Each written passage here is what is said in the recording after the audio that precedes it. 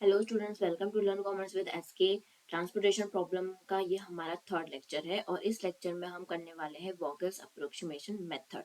इसके पहले के लेक्चर्स में मैंने north west corner method and matrix minima method करवाया हुआ है। आपने ना देखा हो तो देख लीजिएगा, मैंने लिंक डिस्क्रिप्शन बॉक्स में रखी है। ओके, तो यहाँ पर एक सम दिया गया है।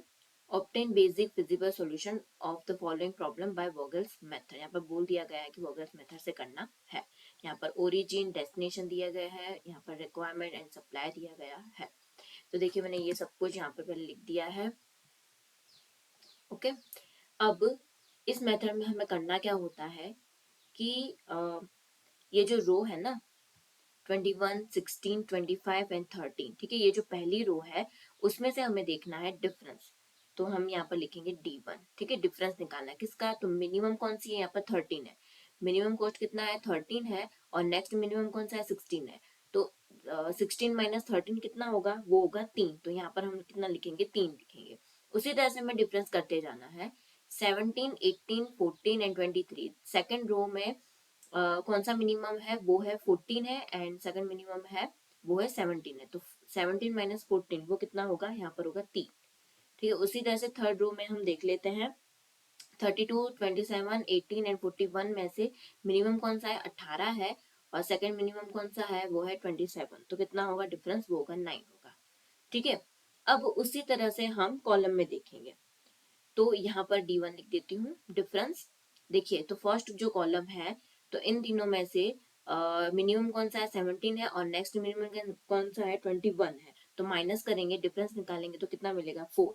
उसी तरह से सेकंड कॉलम में देख लेते हैं, 16, 18 एंड 27, उसमें से मिनिमम कौन सा है, 16। उसके बाद नेक्स्ट मिनिमम कौन सा है, 18। तो माइनस करेंगे तो कितना मिलेगा, 2। उसी तरह से थर्ड कॉलम में देख लेते हैं। तो 25, 14 एंड 18, मिनिमम कितना है, 14 एंड नेक्स्ट मिनिमम है 18। तो 14 माइनस 18 कितना होगा, यहाँ पर 4।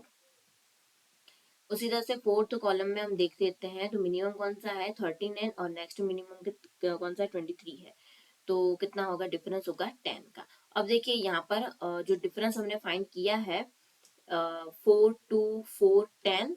और यहाँ पर 3, 3, 9। तो उसमें मैक्सिमम कौन सा है, वो है 10। तो हम जो भी मैक्सिमम होगा हम उसको लेंगे, ठीक है। तो इसकी जो ये कॉलम है, यह हमें मैक्सिमम कौन सा है, 10 है। तो उसके सामने वाली जो कॉलम है, तो उसमें हमें देखना है कि मिनिमम कॉस्ट कौन सी है। तो मिनिमम कॉस्ट कौन सी है, 13 है। तो हमें वही लेनी है, ठीक है, 13 को हम लेंगे। तो अब देखिए सप्लाई और डिमांड, 11 है और यहाँ पर 15 है। मिनिमम कौन सा, 11। तो 11 को लेंगे, 11 माइनस 11 कितना होगा, 0। 15 माइनस 11 कितना होगा, वो होगा 4। ठीक है, हमें इस तरह से करना होगा। अब यहाँ पर ये हमें क्या मिला है, 0 मिला है। तो ये जो रो है वो पूरी हम काट देंगे ऐसे। ठीक है, और ये 11 और 13 जो हमें मिला है, 11, तो वो हम यहाँ पर लिखेंगे टोटल कॉस्ट करके। Total cost is equal to 11 multiply 13। ठीक है, अब हम फिर से करते हैं। तो देखिए, अब हम फिर से डिफरेंस निकालेंगे, D2। अब यहाँ पर ये फर्स्ट जो रो है उसमें तो कुछ भी नहीं बचा, तो वहां पर होगा डैश। अब सेकंड रो में देखिए, सबसे मिनिमम कौन सा है, 14 है। और नेक्स्ट मिनिमम कौन सा है, 17 है। तो डिफरेंस निकालेंगे तो कितना मिलेगा, 3। उसी तरह से थर्ड रो में हमें देखना है, मिनिमम कौन सा है, 18 है। सेकंड मिनिमम कौन सा है, 27 है। तो कितना मिलेगा, यहाँ पर होगा 9। उसी तरह से अब हम कॉलम में देख लेते हैं, D2। कॉलम में देखिए 21 तो कट गया। अब 17 और 32, उसमें से मिनिमम तो अब दो ही तो बचे हैं। तो इन दोनों का हम डिफरेंस निकाल लेते हैं, कितना मिलेगा, 15। अब 18 और 27, इन दोनों का डिफरेंस कितना होगा, वो होगा 9। 14 एंड 18, इन दोनों का डिफरेंस कितना होगा, वो होगा 4। ठीक है, अब हम कॉलम में देख रहे हैं कि मिनिमम कौन सा और नेक्स्ट मिनिमम कौन सा है। तो यहाँ पर से दो ही बचे, तो हम दोनों का ही डिफरेंस निकाल रहे हैं। तो यहाँ पर कितना होगा, 18 होगा। तो अब हमें जो हमने जो डिफरेंस फाइंड किया है उसमें से मैक्सिमम कौन सा है, 15, 9, 4, 18, 9 एंड 3। तो इन सब में डिफरेंस, इन सब में मैक्सिमम कौन सा है, वो है 18 है। तो हम इसको लेंगे।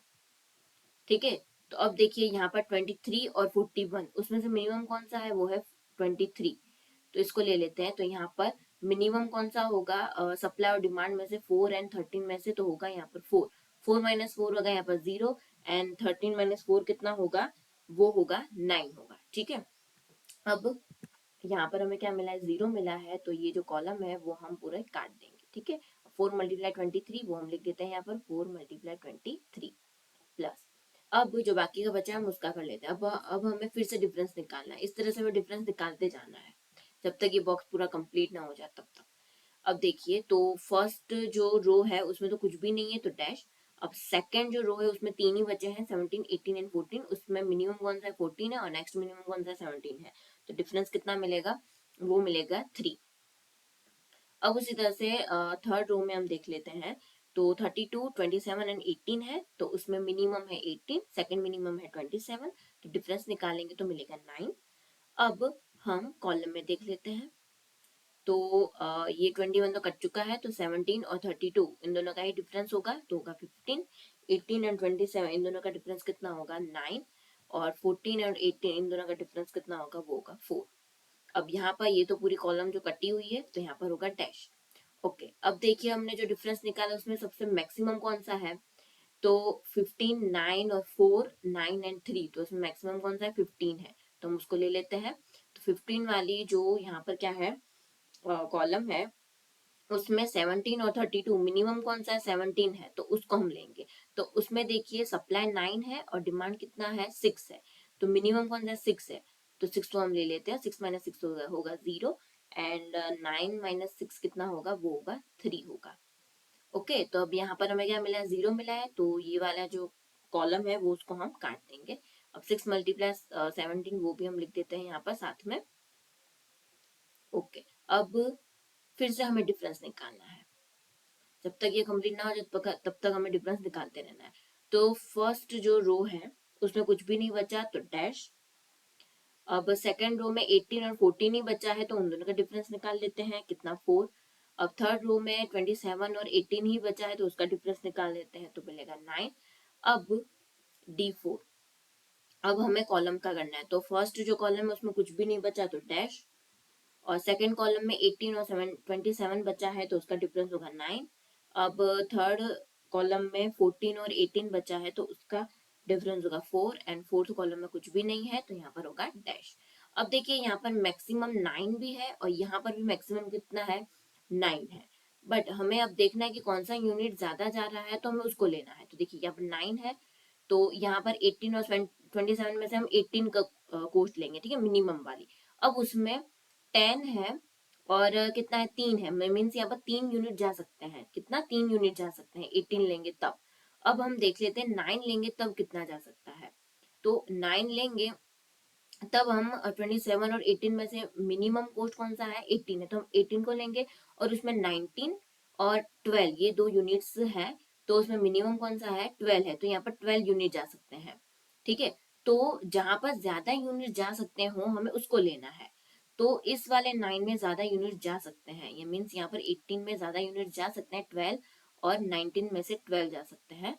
तो 12 माइनस 12 कितना होगा, 0 होगा। 19 माइनस 12 कितना होगा, वो होगा 7 होगा, ठीक है। तो इसी तरह से आपको करना है, जब भी आपको सिमिलर मिले डिफरेंस, ठीक है, सेम डिफरेंस मिले, मैक्सिमम डिफरेंस सेम मिलेगा, तब आपको देखना है कि सबसे ज्यादा यूनिट्स कहाँ पर जा रहा है, और जहां पर सबसे ज्यादा यूनिट जा रहा है वहां पर हमें लेना है। जैसे यहाँ पर 18 था, तो उसमें कितना जा रहा था, सिर्फ 3 यूनिट जा रहे थे, ये 10 और 3 में से सिर्फ 3 जा सकते थे। बट यहाँ पर ये सेकंड वाला जो 9 है उसमें आ, इसमें उसमें 12 और 19 में से 12 जा सकते हैं, मीन्स यहाँ पर 12 जा सकते हैं और यहाँ पर 3, तो ज्यादा यूनिट जहां पर जा रहे हैं हमें उसको लेना है। तो यहाँ पर जा रहे हैं तो 9 वाला, तो हमने यहाँ पर 9 वाला लिया। तो अब यहाँ पे ये हमें क्या मिला, 0 मिला है, तो हम इसको काट लेंगे पूरा। ओके, तो यहाँ पर हम कितना लेंगे, 12 मल्टीप्लाई 18 होगा, ठीक है। अब यहाँ पर सिर्फ ये दो ही बचा है, तो अब मिनिमम कौन सा होगा, ये होगा 18 होगा, तो हम इसको ले लेते हैं। 10 और 3 में से कितना होगा, यहाँ पर 3, 3 माइनस 3 होगा 0, और 10 माइनस 3 कितना होगा, वो होगा 7 होगा, ठीक है। तो 3 मल्टीप्लाई 18 हम कर लेते हैं यहाँ पर, प्लस 3 मल्टीप्लाई 18, ठीक है। अब यहाँ पर हमें ये 0 मिला है, तो ये वाला काट देंगे।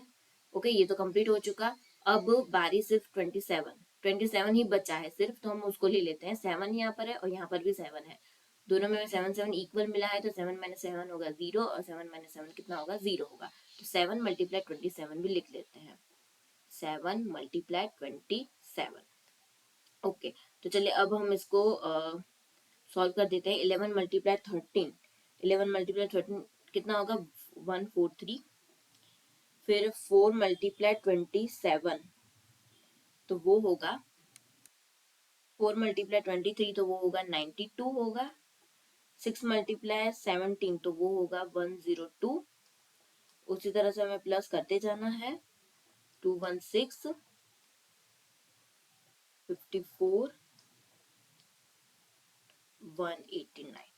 अब हम टोटल कॉस्ट फाइंड कर लेते हैं तो कितना मिलेगा? 796, इतना होगा टोटल कॉस्ट। ठीक है, तो ये हमें मिल चुका है टोटल कॉस्ट। तो वॉगल्स मेथड में आपको इस तरह से डिफरेंस निकालना होगा। ठीक है, क्या करना होगा? इस तरह से डिफरेंस निकालना होगा। कॉलम की, ये जो कॉलम है हमें पहले तो उसका ये जो रो है सबसे पहले तो उसका हमें डिफरेंस निकाल के रखना है, हर एक रो का बारी बारी करके। और उसके बाद हमें जो कॉलम है उसका निकालना होगा डिफरेंस यहाँ पर।